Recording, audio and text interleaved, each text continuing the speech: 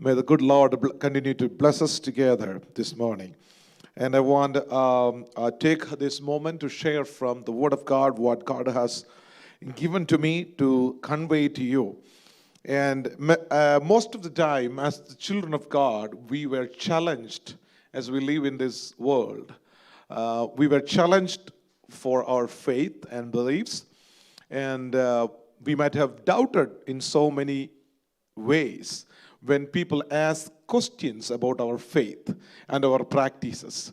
And as a people who have a history back, coming from India, long way from India, we bring our own traditions and practices as well, wherever we are from. And, so bringing those traditions and values and all those cultural difference to a new place where we begin our continued our life with practicing our faith from our tradition and culture. We might be questioned by so many other people because we live in a country where we see all type of culture from all around the world. So we might be challenged, or we might have doubted by seeing certain kinds of practices and beliefs what people have in their life. As a true Christian, how do you identify yourself in Christ in the midst of all these challenges and doubts that may occur in our life? And when you study about the disciple of Jesus Christ in the book of Gospels and book of Acts, including Apostle Paul, they always stood with boldness and with much courage on what they spoke or what they preached. Because when they went out to the world to proclaim the good news about Jesus Christ, people stood there and asked them questions. On what basis you say this? And they were challenged. And every single time, the disciples of Jesus Christ, the great apostles, were questioned and challenged by the crowd. And you search in the Word of God, and every single opportunity, they stood with boldness and courage to prove what they preached. And they always said, "We say this unto you with a great faith and with a great courage." Where do they get that courage from? Why they are so strong in their faith? And I can tell you the answer right away, because of the experience they have in their life. They just did not come out to preach because they heard a story about Jesus Christ. They never stood in front of the people or crowd to speak out about Jesus Christ, not because on the basis of any myth or any book which they might have read in their life. And every single apostles stand there and say this. We say this unto you, or we preach this to you from our own experience. Because what we have heard, what we have seen, what we have experienced in our life, that we convey to you. What a strong faith they have. What a courage they have in their life when they speak about Jesus Christ. Look at yourself this morning and examine yourself and see how strong you are to prove your Savior to the world. When you are challenged, when you are questioned by people about your faith, about your Savior, about your salvation, about your practice of holy life, how strong you are to say, on what basis I practice this, on what basis I say this. About the love of God, about the faith in Jesus Christ, the salvation through the salvation and the redemption work of Jesus Christ that I see in the Bible. So let's look at a verse this morning.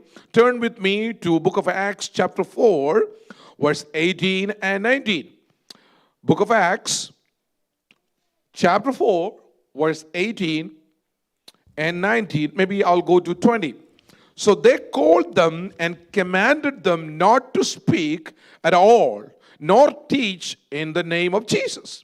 But Peter and John answered and said to them, whether it is right in the sight of God to listen to you more than to God. You judge. For we cannot but speak the things which we have seen and heard. I expected an amen there. So these people are standing in front of the judgment seat, where the leaders of the law and the country are questioning them about their faith and their practice and the good news what they have proclaimed. But with much courage, and I'm so glad to see this Peter and John always stand together. They always go together. They're a good companion to proclaim the good news.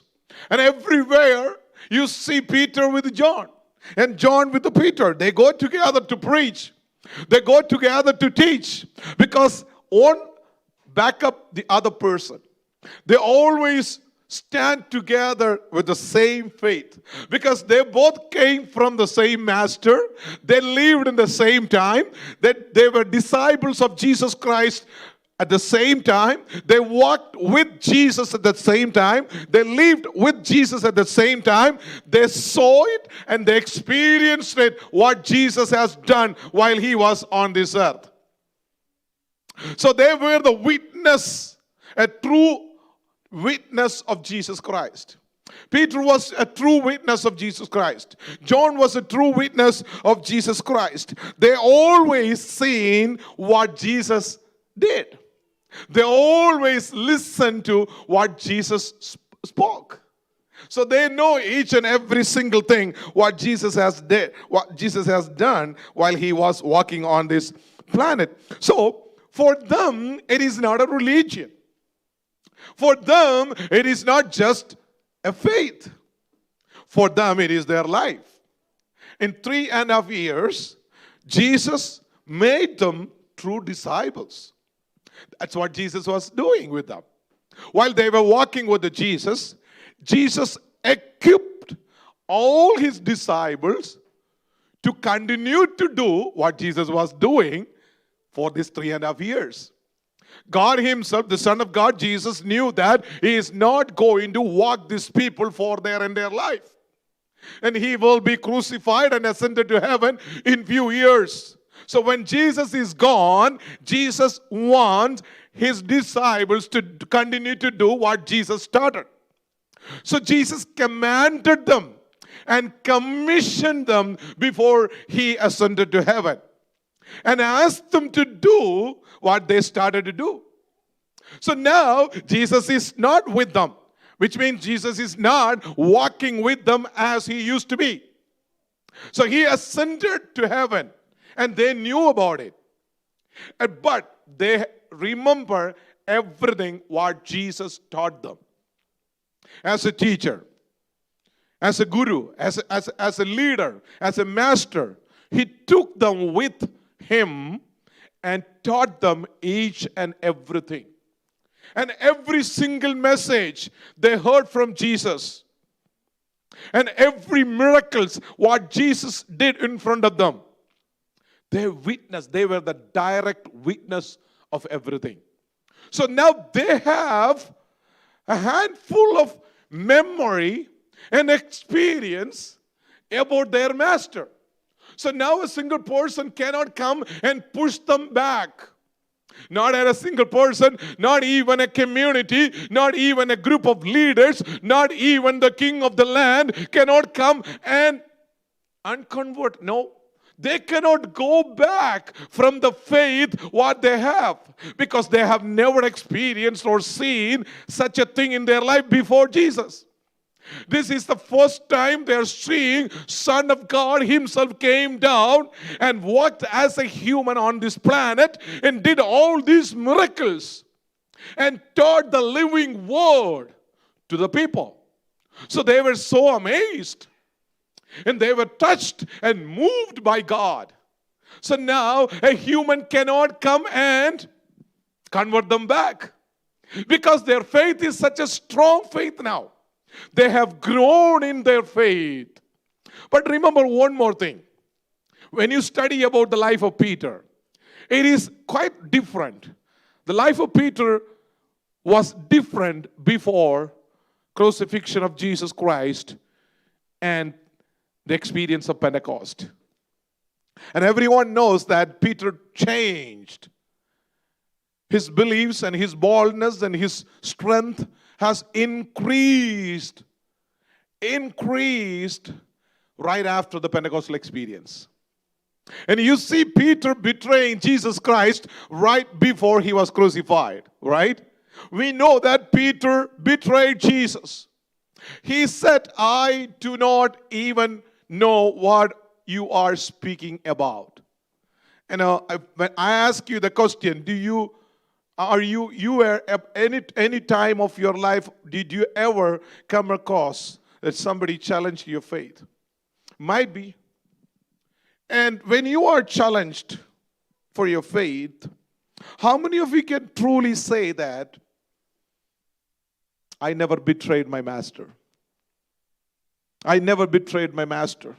You may not say it directly, but look at Peter.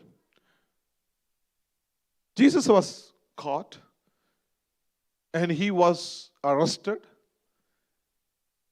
and his disciples were scattered. Peter was just hiding. In a sense that he was walking far away, but observing what is happening with his master.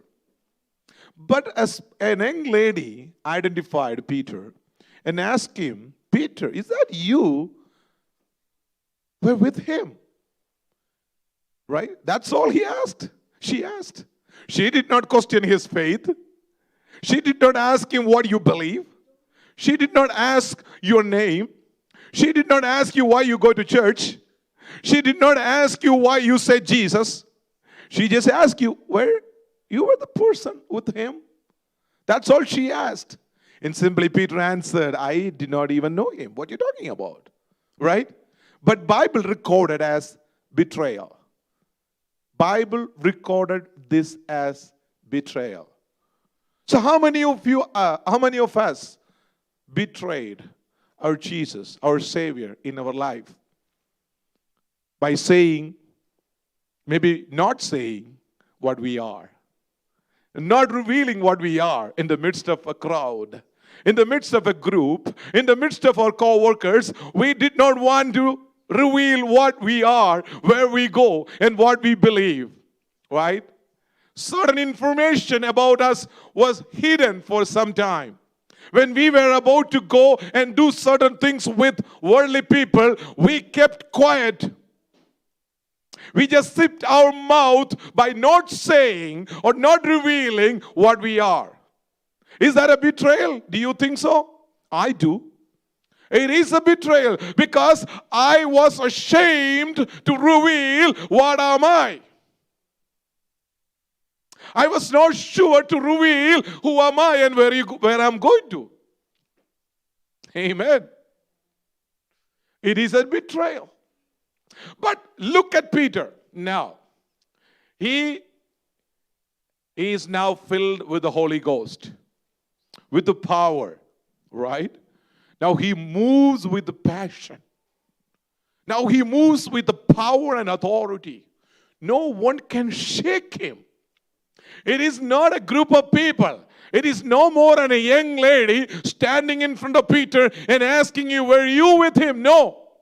Now he is standing in front of leaders, in front of the judgment seat, the people who can even sentence him to death. And authority is questioning his faith. But look at his answer. Now they called them and commanded them not to speak. It is not a suggestion. It was not a recommendation. It is a command from the authority going to Peter, saying, Peter, you shall not speak about what you just spoke. You cannot continue to preach Jesus here. You cannot proclaim good news anymore. They commanded him not to preach good news or salvation to the nation. You know what he replied? Whether it is right in the sight of the Lord to listen to you more than to God, you judge. For we cannot but speak the things which we have seen and heard. You cannot stop me from speaking out what I have seen, what I have direct experience with. As a Christian, for you, Christianity is a religion. You may not be able to speak it out in certain place. For you, Christianity is your life. And you have experienced Him in your life. No one can stop you. Christianity is not a religion. It is not a story. It is not a myth. It is my experience. It is my life. It is a way of salvation. It is a way of life. Let me tell you, we live in a country where most of the Christians, so-called Christian, think that Christianity is one of the religion in the nation. No, that is absolutely wrong. Christianity is never a religion. Christianity is a way of life. It's a way of salvation. Amen. Christ did not come to this world not to create, not to establish a religion. Son of God never come to this world to start a religion. He came and taught His disciples. He came and taught His people, come and follow me. Come and follow me. Listen to the word of the kingdom of God. He came to proclaim the kingdom of God. He did not come to establish a religion in the world, but He came into this world to save the people. Jesus never wanted to have a religion, because we have thousands and thousands of religion and beliefs and myths and philosophies in this planet. People have their own philosophies, people have their own thoughts, and people have their own teachings and principles. But Jesus came to this world to save us. To save us, He came and crucified. He came to die for us. He did not come to have name and fame in this world, but He came as a slave to die on the cross of Calvary for us to get the salvation. Hallelujah. I am a proud Christian today, not because my parents wrote it down in the record that I am a Christian, not because the government gave me a certificate as a Christian, because I am saved, so I am a Christian. I am saved by the blood of Jesus Christ, who died on the cross of Calvary. I am a Christian because I believe in Jesus Christ. Not that because I was born into Christian parents, not because that I go to church every Sunday morning, not because I send donations and offering to Christian organization, not because I have a Christian name, but because I have experienced Christ Jesus in my life, so I'm a Christian. That is my strength. That is my courage. And no authority and no power in the world can ever challenge me, because I still stand and say, I believe in Jesus Christ and His salvation work. No one can challenge me, because this is my experience. That's what John says. The things that I have touched, the things that I have seen with my own eyes. Right? My own eyes.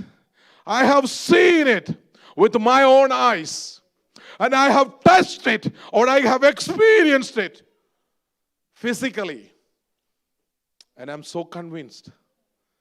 I'm not here because of any myth, not here because of the story or any manipulating story, or anyone told me this story, not because that I heard a story about Jesus, not because that I heard that he does so many miracles, not because that the preaching that I heard, I heard the preachings about Jesus Christ, I read about Jesus Christ, I saw Christians, I saw churches, not because of all these things that might have led me to it, but that is not the reason that I'm a Christian today. The reason that I'm a Christian, I believe in the work of Jesus Christ, in the work of redemption of Jesus Christ.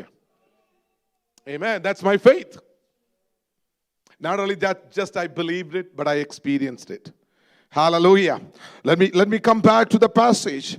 Here it says, for we cannot but speak the things which we have seen and heard. Amen. Amen. We never play church. Church is a beautiful place. I expected an amen there. Church is a beautiful place. You agree with me? Yes? Church is a beautiful place. Why? Because this is where we worship God. It's not because of the beauty of the building. It's not the structure of the building. It's not that it's air conditioned. It's not that it is sealed. It is not that it is secured. It is not that it's properly arranged. Because the beauty that we see here in God's people, that's a beauty. When I see God's people walking in with the praises on their lips and prayers in their heart, that is a beauty.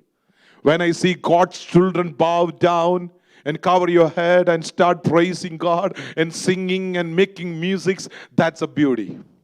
Hallelujah. When you say hallelujah to the name of the Lord in the sanctuary, that is a beauty. Oh, hallelujah. When I see God's children walking with great hope and faith in their heart, that is a beauty. Or when I see God's children dancing and praising and clapping their hands and making sounds, that is a beauty. That is a beauty that I want to see in the church. That is the beauty of the church. Not because how decently that you dressed up. Not because pastor is in the full suit, and not because every single person in the church dressed properly. Not because that you have so many luxurious cars. Not because that you have jewels and ornaments. Not that how beautifully that you organized yourself and dressed up. Of course, you need to dress up decently when you come to church, but not because of anything else. But the beauty of the church is the presence of God. Amen. Where you see the presence of God? When I shake someone's hands, I see the presence of God on their face. When I say praise the Lord to my brother and my sister, I see the beauty of God on their face. Hallelujah. Hallelujah. When I see pastors, when I see ministers, when I see evangelists, when I see deacons and elders and teachers in the church, when I see God's children in the church, as they praise God and shake my hands, I see the beauty of Christ on their lips and face, because they say Jesus. They say Christ Jesus. Hallelujah. I hear the name of Jesus in the church. I always hear the praises going up in the church. That is the beauty of the church. Hallelujah. Nothing else make beauty in the church, but God's children worshiping God in the church is the beauty of the church. And when I was a little child, I don't know how many of you were in the church when I think about like 5 to 10 year old. You might have noticed, I noticed it so many times, the children in the church play church while they are home. Parents, did you ever notice your children play church? No? Because you gave them iPad and iPhone to get away with when you are too busy, so you never seen that. But in those days, they never had iPad or any cartoon to watch or any game to play in the computer. What they did, they played together. Yeah, we miss them. We miss those things in these days because they're well handled with the computer, the iPad. Every single child in the house get an iPad or an iPhone because mom and dad are so busy. They don't want children to disturb them for this moment. So, okay, you can have this phone for now. You can have the iPod for now. You go with it. So they are hooked up with all these equipments now. They don't play together. They become very selfish. You know why people are very selfish now? That's how you grow them. That's how you teach them to grow, right? They are not about to share. In those days, there were no iPhone or no iPads for every single person. And every toy a family have, and 6 or 7 children in the family, every single person has to share the toy. So they know how to share. I don't want to go out of my topic, but that's something that I wanted to say right now. They learn to share. They are no more selfish and too independent. They love one another. They learn how to share. They learn how to care one another. They know the value of the relationship in the family. So they learn to respect one another. They learn to share to other people. They learn to love one another and accommodate everyone in the family and the people who comes into the family. You know now, the dangerous things some family face right now, when you have guests coming to stay with you for a single overnight, people are so irritated. And I heard children saying, why they are coming and staying with us? With a rude look. Don't they have houses to stay? You know that you don't know how to share. You don't know how to accommodate others because you are so selfish. I did not expect an amen there. I knew that. Praise God. You need to learn how to share and how to love, how to care, how to accommodate one another. Amen. I don't know 50 years back from now how many family has the special guest room designed only for guests. As a pastor, I can tell you, when you are invited to go and preach far away from your home, the pastors in the church are not well equipped to put you in a hotel room and pay the rent. So the pastor have to accommodate the guest speaker. The only room pastor may have is a single room from the same wall of the church building. Just extended room from the church. And pastor and his wife and 3 other small children or 4 or 5 children have to move to the kitchen for the guest speaker to stay in their bedroom and kitchen, everything together. That's how it used to be. So pastors knows it very well than any other people because they are the people who are invited and travel around and stay in some other homes due to the ministry. So we have seen more than any one of you have seen. In those days, they were so happy to have children of God coming and staying with us. In the midst of all the limitation, they happily accommodate. But imagine, and every single person, you have your own rooms, plus a guest room or 2 guest rooms in the house. And all of a sudden, there are a couple of families comes to stay an overnight, and you may have to adjust your bed or room. Oh my God, you can't even think about that, right? Moving out of your room. This used to be every week back in those days. So people learned how to accommodate and love and share, even though they did not have plenty. Let me come back. Children used to play church. So they did not have the reality of the church, but they go and one of them stand as the pastor and they act like a pastor. And the rest of the people will be sitting as the believer. I don't know how many of you have seen that picture. I have seen it so many times, mostly in India. They act like some of you. Exactly some of you. And they can mimic pastor as it is. Just like pastor preach, just like the Indian preachers shout, just scream and say hallelujah. If possible, they will learn some Anya Bhasha too.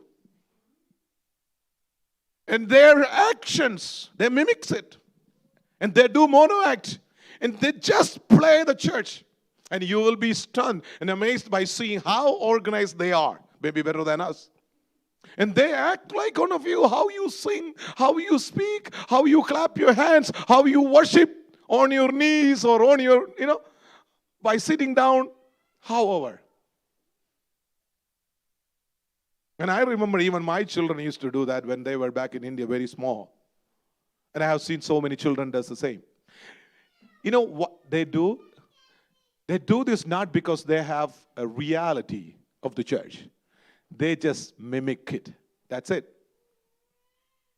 But when you are grown and you accepted Jesus Christ and you experience Him in your life, you don't have to mimic it again. Now it's a reality. Now the church is reality. It is not the small children goes home and when there is nobody in the house, they play church. But as a person who is in Christ, you are no more playing church, but it is a reality. Christ is a reality now in your life. Worship is a reality in your life. Speaking in tongues and praising God is no more a mimics. It is a reality in life. How many of you are serious about going to church? How many of you are serious about singing for the Lord in the church and worshiping? How many of you are serious about praying? How many of you are serious about giving? How many of you are serious about being a witness of Christ? How many of you are serious about standing in the midst of the crowd and proclaiming the good news and your experience with Jesus Christ? Are you? Hallelujah. God has called us not to play church, but to be serious about it. God is calling us to be serious in the presence of God. Amen. This is not a game anymore. It is a behavior now. It is a habit now. Going to church for every meeting is a habit now. Not an unscheduled program in your calendar. It is already scheduled. This is my habit because I pray to God every day. It is my habit. I read the Bible every day. It became my habit. I go to worship every single time church put out the meeting. Church called out for prayer. Amen. Amen. We started an evening prayer meeting almost a year ago, close to a year ago, and it became a habit for all of us. When it hit to 8 o'clock, nobody has to call you up and you automatically signed into Zoom to see who is out there praying for me. Praise the Lord. It became a habit. For some people, it became a habit never to sign in. Glory to God for those people too. Praise the Lord. It became a habit. It is my behavior to be a Christian, to act as a Christian, to work as a Christian, to listen as a Christian, to speak out as a Christian. That's why Peter and John, they were spotted together, as I said. And it is very important that you must know who your companion is. People get a wrong companion that you cannot proclaim good news. When you get a wrong companion, your faith down. When you are with the wrong companion, you backslide easily. So my dear young people, let me tell you, you have to know who your companion is to grow in the Lord or to drown in your faith. It can lead you to both. And one old person once went to a pet shop to buy a pet, a dog. All right. And this man has only one leg. He lost his another leg. So he went to the pet shop and asked the shop owner, can I purchase or adopt a dog with one leg missing? Know what I mean? With the 3 legs. Normally dog has how many legs? Children? 2? They have seen dogs with the 4 legs. Wonderful. So this man went to a shop and asked the shop owner, I want to purchase a dog with 3 legs. And shop owner ask him, why? Why do you want a dog missing 1 leg? And his answer was, I want a companion who understands my limitation. I'm not encouraging you to go and get a dog with 3 legs. But you must understand who your companion is. John and Peter walked together because they knew each other. They supported each other. They worked together with one faith. They were witnessing the same master. They were preaching about the same faith. So they looked always different. They always worked different. They always thought different. When the crowd says it is utter foolishness for you to say this in front of these leaders because they may kill you and you will die. That's what the intelligent people says. Some people say it is wise to sneak out by saying a lie. No. They said it is not good for us not to speak about Jesus Christ. We will speak about what we have seen. And no one can shut our mouth. We will continue to speak what we have seen and experienced. They were always different. You know why? In the same book of Acts chapter 3, verse 1 through 7. I do not have time to read all those passages, but you know the story. Peter and John went up together to the temple to the hour of prayer, in the 9th hour. And a certain man lay from his mother's womb was carried. A lame man from his mother's womb. And he was brought into the gate of Beautiful. The name says beautiful, but the scene is not that beautiful.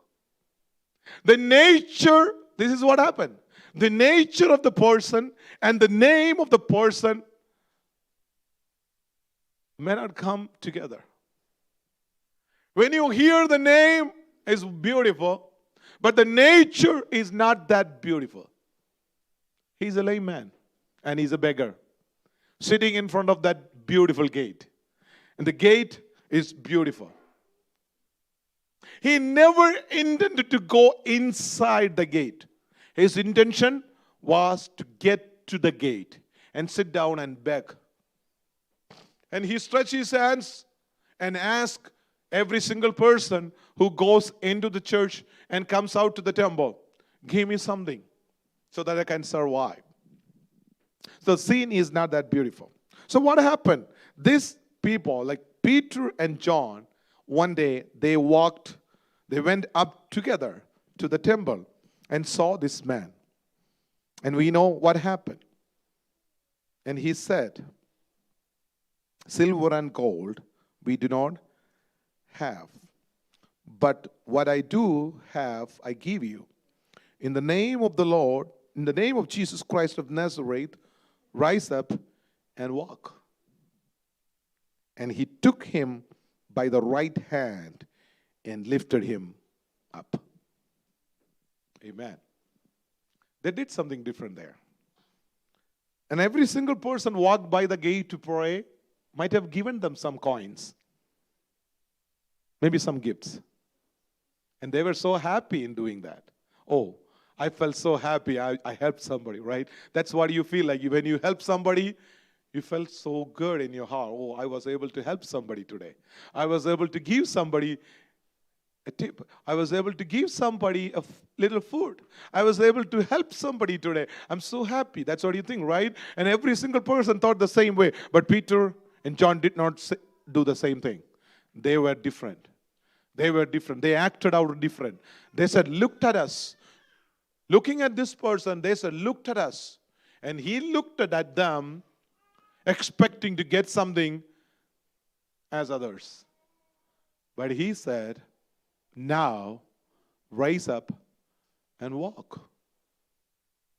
If you want a deliverance in your life, you need to participate in the deliverance. We need a little participation from your side. Don't think that all the aunties and uncles will come to pastor and will pray and things will come in place automatically. No. You are a believer. You heard about Jesus Christ. It is a personal experience. Amen. Of course, we will pray for you. That is our responsibility. But if you are expecting a deliverance, you know what they did? As they raised him up, as they lifted him up, he told them, raise up, get up and walk. That participation have to come from your side. As I command, as I pray over you, and I expect you to get up from where you are. You cannot continue to sit and continue to do what you were doing and expect someone to come and lay hands on you and do a miracle all of a sudden. Peter and John, look at the strategy of the miracle. They said, look at us now. Now you get up. Try to get up. We will give our hands. You participate in it. Your participation is very important as we pray over you. Have your faith and rise up from there. As you try to rise up, we will lift you up. Hallelujah. So the Holy Spirit can get ahead of you because you are getting up on your faith. Glory to God. God has power. And God wants to do miracles. God wants to deliver His people. But you still want to sit in your bondage, and you never want to get rid of things that God wants you to get rid of, and you still continue to pray, and you expect others to pray for you and bring you deliverance. When are you going to get up? When are you going to move on?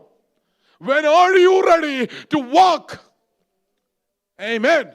God is raising you up not to continue to do what you do now, but He is raising you up to go into the temple and see the presence of God.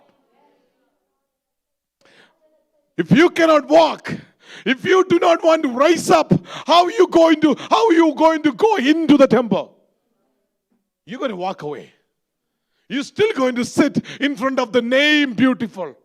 And you think that this is all beautiful. My dear sister, brother, this is not beautiful. Only the name is beautiful. The nature is not that beautiful.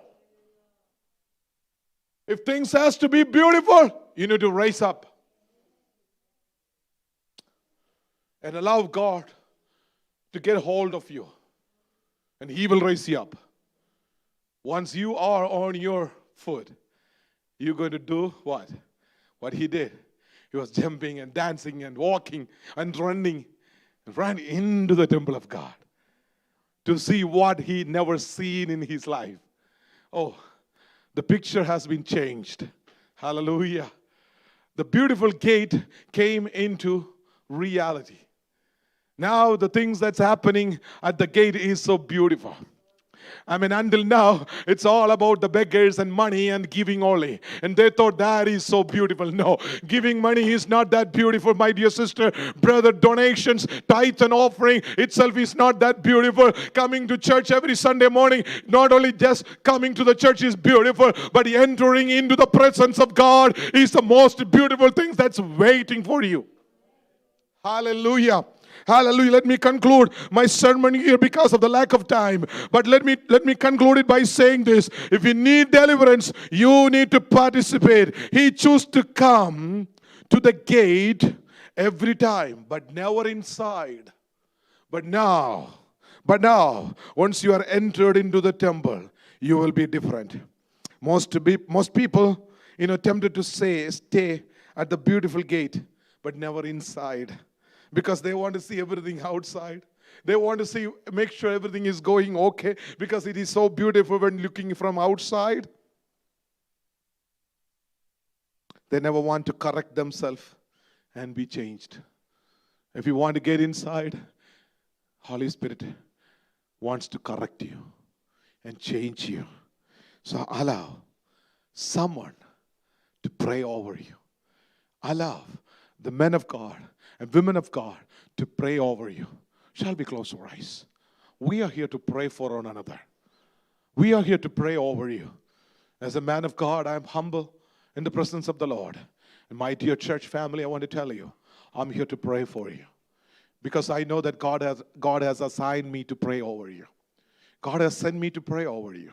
And I know very clearly, and some people in the church are called to pray for you.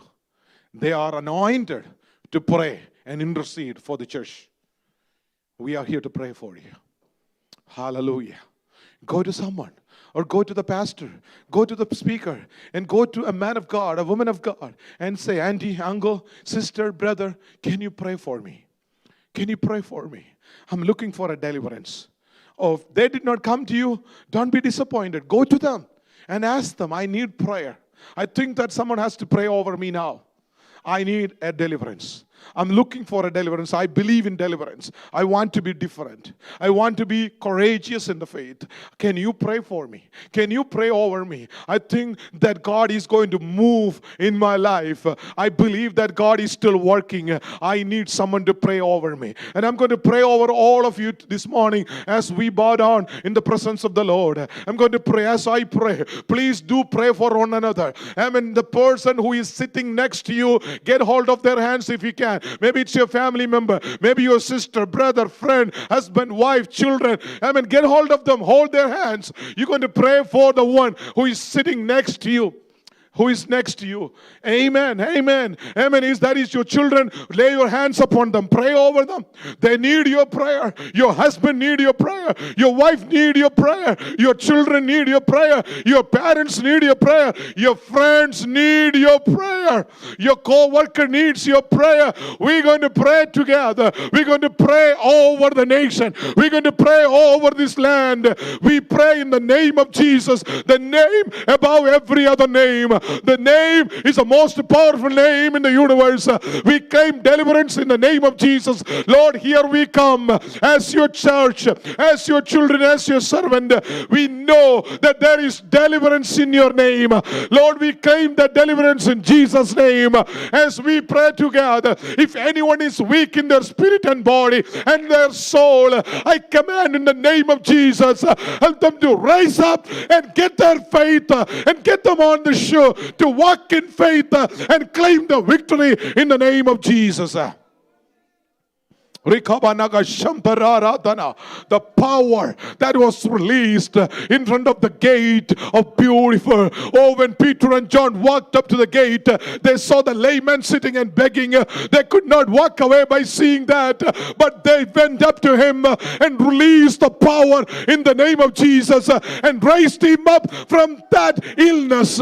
So we pray in the name of Jesus, any person, any single one sitting here or watching us online, amen, hallelujah, sitting as a lame man, a lame woman, not able to walk up and walk, run, not able to get up and rise up, not able to see the wonders of God, the person who is blind spiritually, the person who is lame spiritually, I command in the name of Jesus, your power be released upon your people. Let them get up and walk in the faith.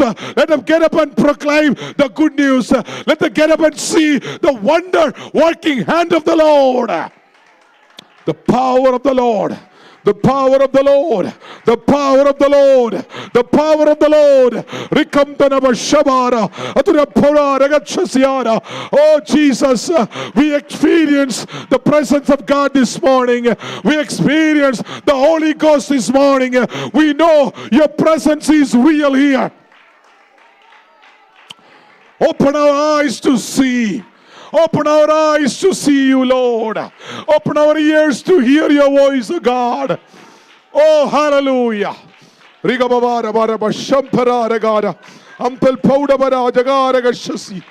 Glory to the name of Jesus. Glory to the name of Jesus. Rise up to the next level in your faith. Rise up to the next level of your faith. Oh, hallelujah. Hallelujah.